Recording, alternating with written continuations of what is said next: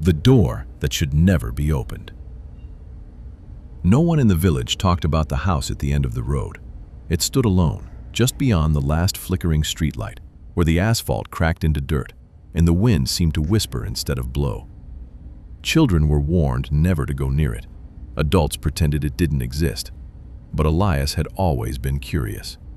He moved into the village after his grandmother passed away, inheriting her small, creaky home. On his first night, as he unpacked, he noticed something strange.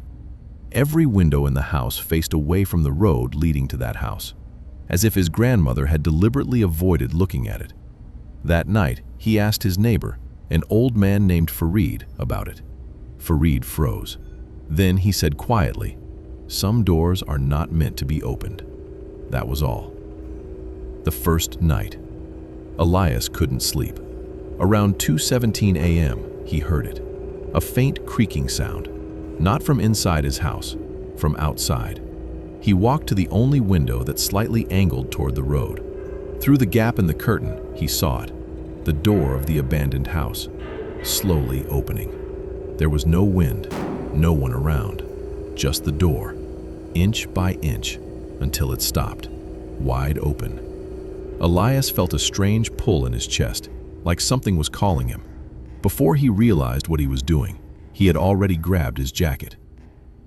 The walk. The closer he got, the quieter the world became. No insects, no wind, no distant dogs barking, just silence. The open door stood in front of him, darker than the night itself. The inside of the house wasn't just unlit, it looked like it swallowed light. Elias hesitated. Then he stepped inside. Inside the house. The air was thick, heavy, wrong. The door slammed shut behind him. He spun around, heart racing, but the handle wouldn't budge. Then he heard footsteps, soft, slow, above him. The house had a staircase leading upward into darkness. The steps creaked, one by one, as if someone invisible was walking down toward him. Elias held his breath. The footsteps stopped halfway. Then, a voice, right behind him. "Why did you come?" He turned. No one. But the air shifted, and the temperature dropped so suddenly his breath became visible. The mirrors. He stumbled into the next room. It was filled with mirrors, dozens of them, old, cracked, covered in dust. He saw his reflection in all of them, except something was wrong. In one mirror, he wasn't alone.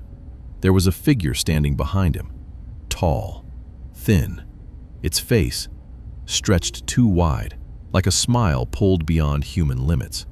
Elias turned around. Nothing. He looked back at the mirror. The figure was closer. The truth. A whisper echoed through the room. "You opened the door. Now you stay." The mirrors began to shake. Cracks spread across them like veins. Elias ran, searching for the exit, but every door led back to the same room. The same mirrors, the same reflections. Except each time, the figure got closer, closer, closer, until finally, he felt breath on his neck. The last thing seen. The next morning, Farid stood at the edge of the road, staring at the house. The door was closed again, just like always. But something had changed. One of the windows, which had always been pitch black, now had a reflection in it. A man, standing still, watching, from the inside. And at night, sometimes, if you pass by that road after midnight, you might see the door slowly open, just a little, as if inviting you in. And if you listen closely, you might hear a voice whisper, "Why did you come?"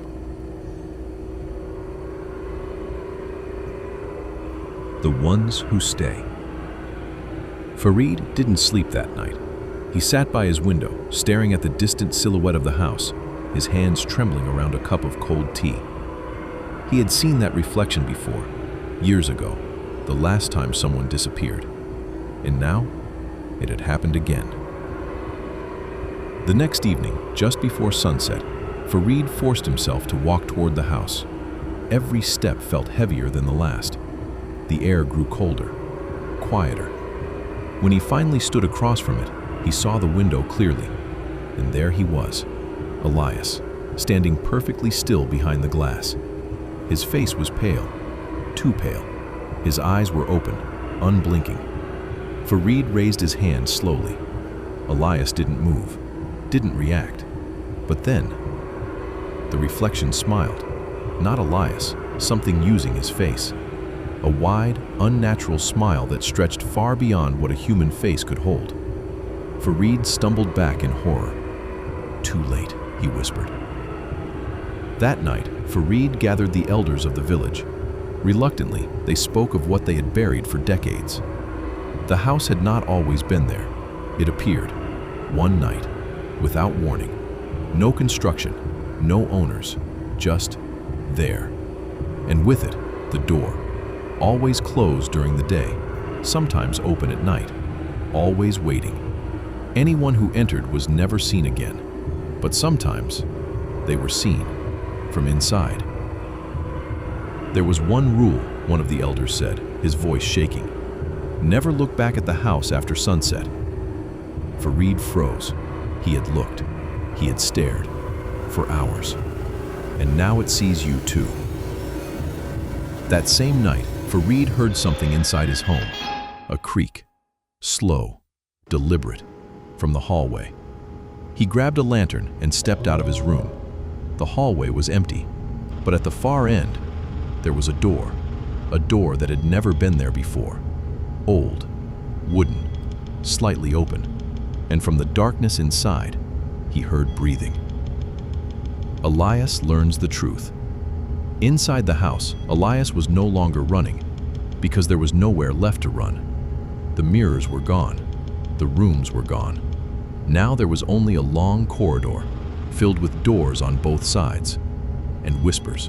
So many whispers. Each door had something behind it. People, or what remained of them. He opened one.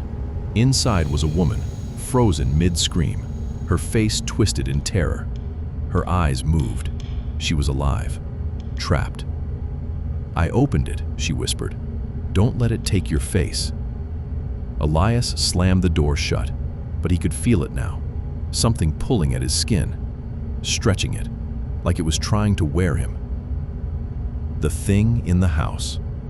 It finally showed itself, at the end of the corridor, tall, unnaturally thin, its limbs bent the wrong way, and its face was changing, shifting, becoming Elias, perfectly, except for the smile.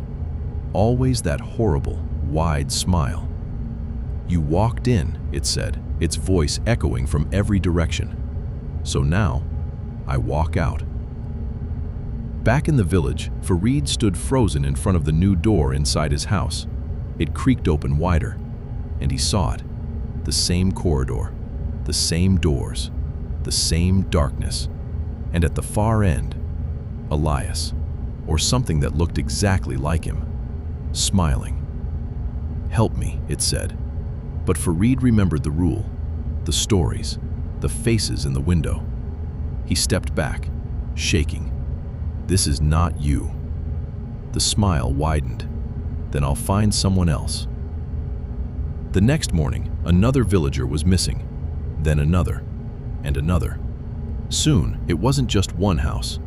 Doors began appearing everywhere, in hallways, in bedrooms, in places where no doors should exist.